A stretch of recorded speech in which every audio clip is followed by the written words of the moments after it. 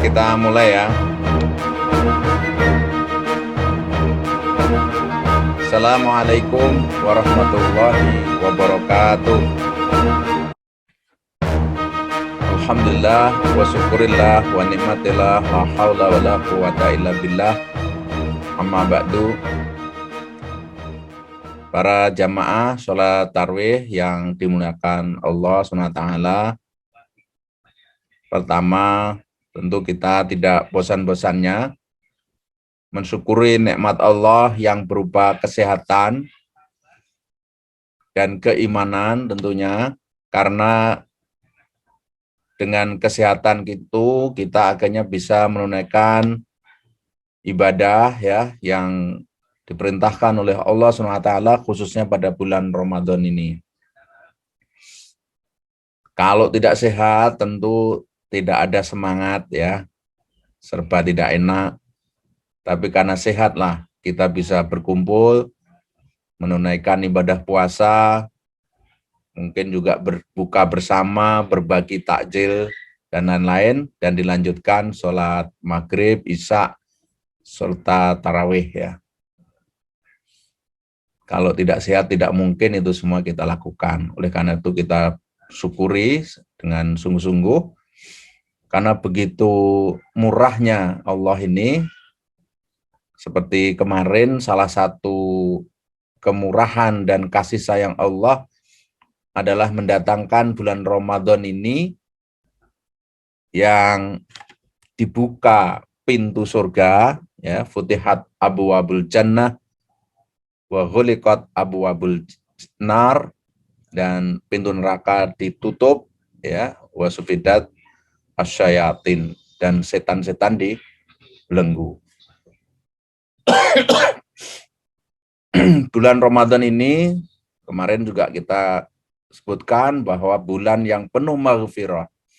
Man shoma Ramadana imanan wahtisaban ghufira lahu ma taqaddama min dambin.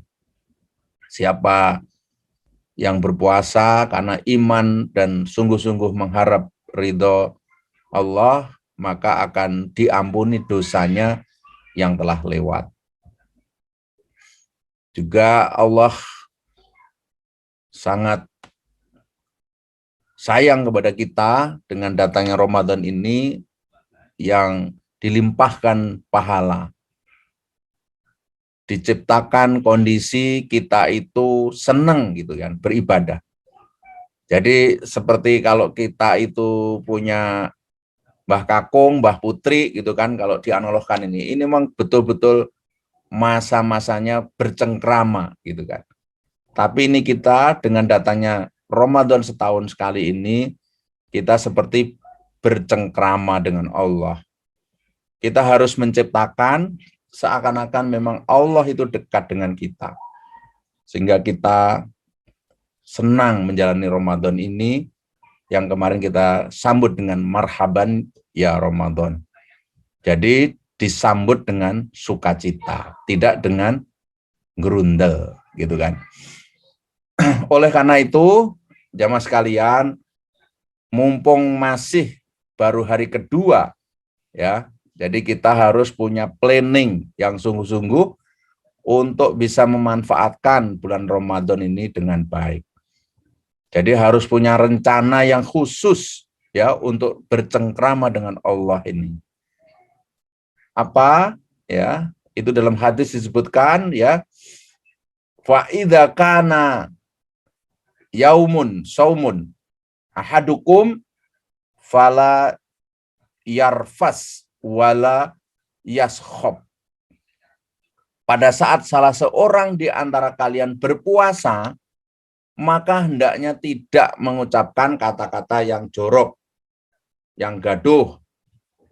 Jadi yang hobi nyun sewu miso ya, hobi mengumpat atau mengeluarkan kata-kata kotor, itu harus punya rencana. Bahkan bicara saja itu seharusnya kita harus punya rencana sedikit bicara. Maksudnya hal-hal yang tidak perlu dibicarakan, tidak perlu bicara. Jadi betul-betul kita bicara yang ada manfaatnya. Juga sedikit bergurau. Juga mengecilkan volume suara. Ya. Ini sebagaimana sabda Rasulullah SAW tadi, fa'idha kana yaumun saumun ahadukum fala yarfas wala yaskhab. Jadi pada saat berpuasa hendaknya tidak mengungkapkan kata-kata jorok dan gaduh. Kemudian kalau ada yang ngeledek gitu kan, katakanlah yang membuat marah dalam hal apapun lah, mulai dari yang sepele hingga yang besar, maka cukup dikatakan ana saum, ya, ana saumun, saya berpuasa. Artinya kalau berpuasa tidak boleh marah, tidak boleh mengucapkan kata-kata yang kotor. Kemudian harus punya rencana juga yang ketiga. Jadi Ramadan itu bukan hanya dari fajar hingga maghrib gitu ya. Tetapi Ramadan itu sebenarnya selama 30 hari. Artinya siang dan malam harus didedikasikan, diniatkan bahwa ini memang bulan Ramadan yang kita harus bercengkrama dengan Allah tadi.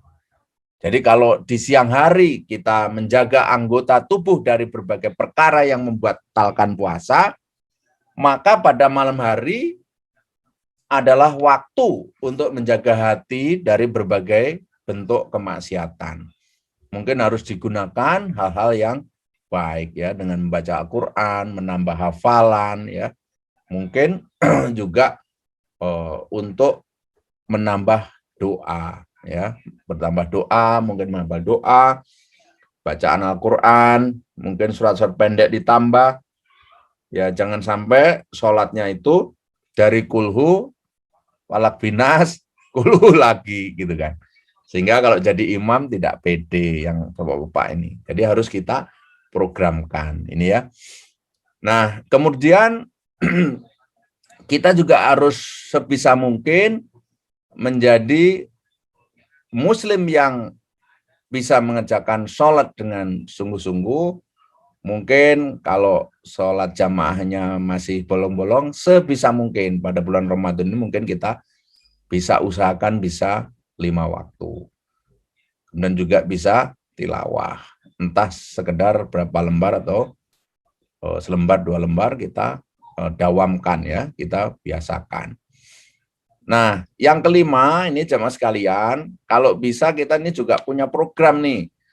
Jadi program nambah doa tadi secara khusus ya. Bila perlu ditulis nih. Jadi doanya bukan hanya Allahumma barik lana fima rozaqtana dan seterusnya, atau hanya bismikallahumma dan seterusnya, doa tidur, tapi kita nambah doa. Karena apa? Jamaah sekalian, Bapak Ibu sekalian, sebab Nabi SAW, Nabi Muhammad SAW itu telah memberitahukan bahwa setiap berbuka itu ada doa yang mustajab. Maka dari itu, hendaknya jangan kita sia-siakan kesempatan emas ini. Jadi menjelang berbuka, selain Allahumma lakasumtu wa bika amantu wa ala rizqika aftartu dan seterusnya, kita juga mungkin sisipkan doa-doa yang menjadi hajat kita. Ud'auni astajib lakum, ya, berdoalah niscaya akan aku kabulkan. Innallaha aqrabu min hablil warid, bahwa sesungguhnya Allah itu lebih dekat dari urat leher. Artinya kalau kita berdoa insyaallah Allah dengarkan dan mustajab, terutama pada menjelang berbuka ya. Kemudian juga sebisa mungkin memperbanyak zikir di bulan ini. Itu diriwayatkan bahwa Abu Hurairah biasanya itu membaca tasbih setiap hari sampai 12.000 tasbih. Beliau berkata, saya bertasbih sebanyak diatku.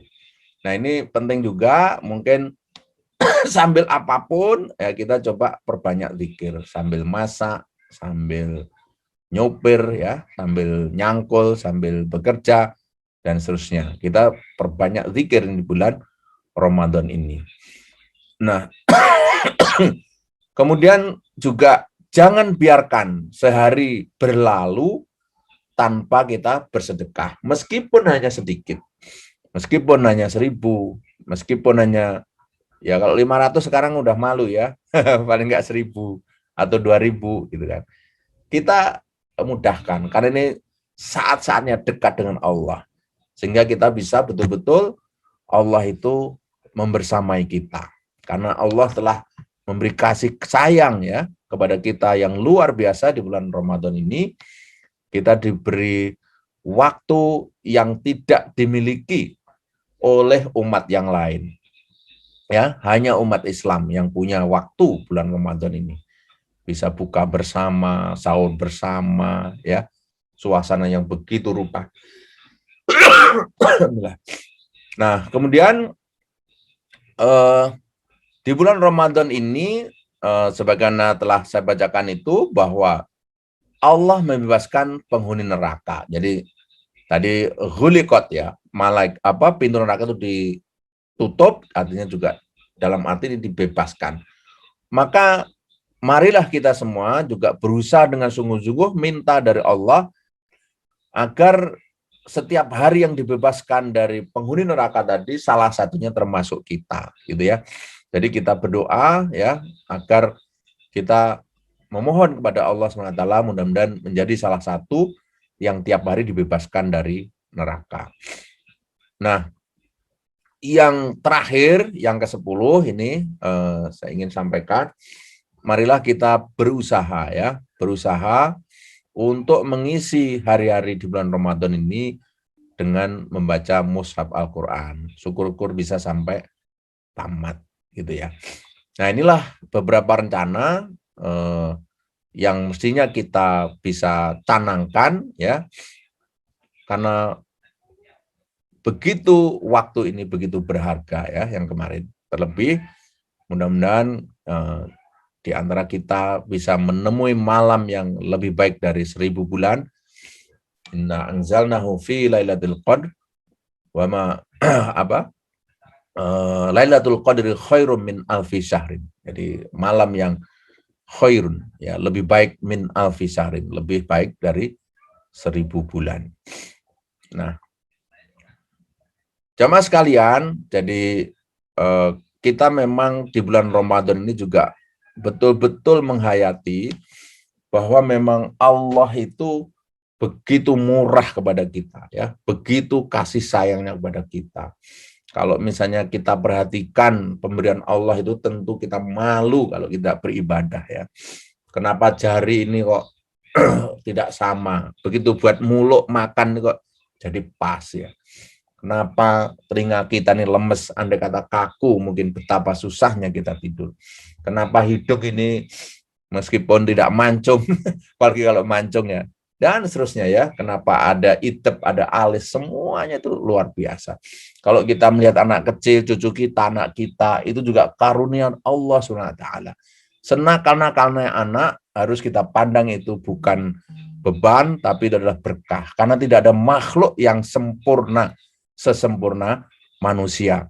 Cobalah yang udah punya cucu, pasti senang sekali. Karena apa?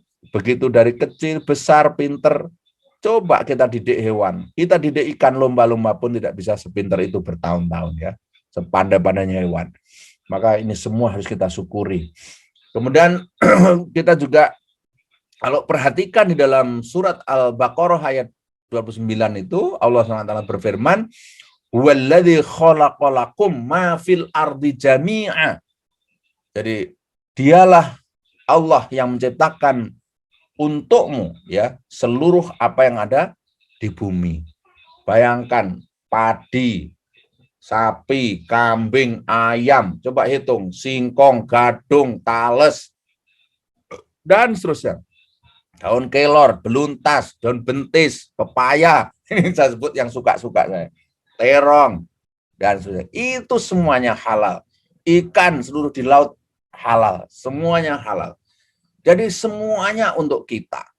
Mobil, listrik, semua ya. Itu maha kasih sayang Allah SWT. Hanya sebagian kecil saja itu yang disebutkan dalam surat Al-Baqarah itu yang diharamkan. Apa itu? Innamal khomru alaikumul maitata.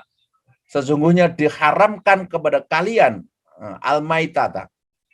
Bangkai, batang, jangan dimakan ya. Kalau Dulu kita kalau sering pelihara ayam, makanya kalau ketabrak mobil atau truk atau motor, buru-buru diambilkan pisau supaya tidak jadi bangkai, disembelih. Ya.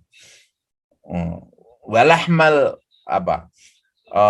Wadam ya, didih nggak boleh nih. Wadam itu darah. Kemudian walahmal khinzir ya, dan dagingnya khinzir. Khinzir itu apa? Babi. Nah, kemudian yang keempat, wama uhilla li ghairillah, dan apa-apa yang disembelih bukan karena Allah. Nah, gitu. Jadi apa? Semuanya halal kecuali hanya apa? Hanya mayit, maksudnya bangkai ya. Bangkai pun tidak semua. Kalau bangkai ikan, belalang, jangkrik dan sebagainya yang enggak berdarah itu bisa. Ya, ikan, kalau ikan itu semua bisa, baik ikan laut maupun ikan darat gitu kan, perairan air tawar gitu kan. Jadi yang enggak punya leher biasanya ya, itu halal bangkainya. Nah, tetapi apa namanya? Kecuali nanti di hadis diperjelas itu hanya beberapa yang buas, yang menjijikkan, nah itu baru. Tapi artinya itu sangat sedikit. Dan juga tadi apa? Hamil khinzir, ya, babi. Hanya babi, masih ada kambing, masih ada sapi, masih ada kerbau dan seterusnya. Masih ada onta gitu kan. Jadi masih longgar sekali hidup ini. Kemudian wama uhilla li ghairillah, atau sembelihan yang bukan karena Allah, disembelih bukan asa Allah. Makanya kalau darah yang non muslim kita harus hati-hati, pilih aja yang ikan, tahu, tempe gitu kan. Tetapi ini di ayat ini dilanjutkan, famanit turra ghairu baghin, ya, tapi barang siapa yang terpaksa ya, ghairu baghin, bukan karena apa ya, atas kemauannya, wala adil. Suaranya hilang. Ya, tadi betapa kita ambil contoh tadi ya, dari anggota tubuh, betapa Allah memberikan. Kemudian saking sayangnya Allah ya, bulan mendatangkan Ramadan ini tadi. Kemarin kita juga singgung, setahun sekali kurang, tiap minggu ingatkan lagi. Sampai juga harian. Kenapa saya ulang ini, saya jelaskan ini.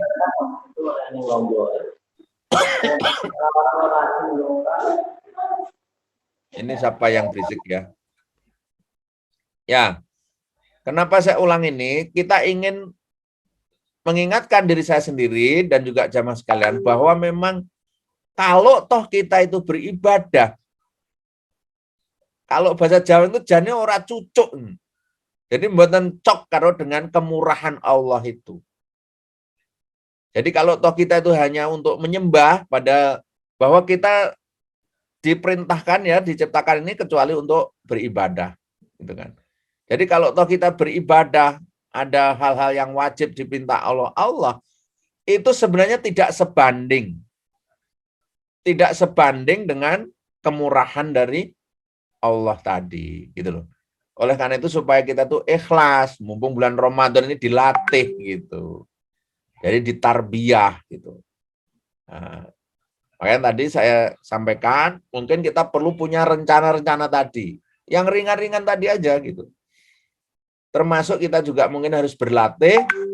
Kita sering mendengar balighu anni walau ayat. Sampaikanlah dariku walaupun satu ayat. Jadi kita berdakwah ini, kita juga saling mengingatkan itu tidak menunggu sempurna perintahnya asalnya itu. Karena balighu anni walau ayat.